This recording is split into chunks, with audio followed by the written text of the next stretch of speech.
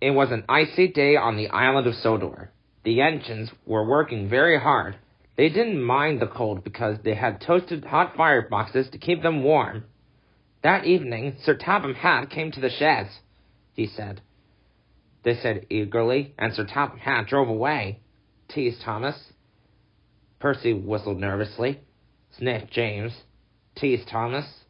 Said James. James knew Jack Frost wasn't scary, but poor Percy wasn't so sure. Percy shivered. Meanwhile, James puffed along his route. He thought. Percy made his last delivery. The station master was very pleased to see him, he cried.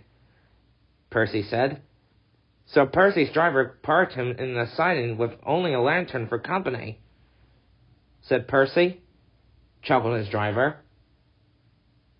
And then his driver and firemen went home to bed. Late at night, the icy wind howled. It started to snow. Soon, Percy's face was so cold, an icicle hung from his nose. Percy stuttered, but it didn't sound like Percy.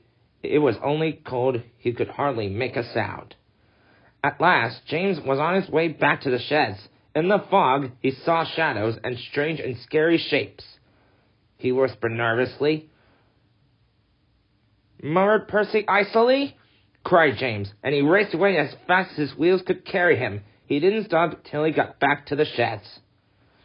The next morning, Elizabeth brought plenty of coal. Elizabeth chuffed to Percy. The firelighter started Percy's fire. Soon, his ice mask melted away, tooted Percy happily, and soon he was warm as toast. When Percy arrived at the sheds, James was bringing to the other engines.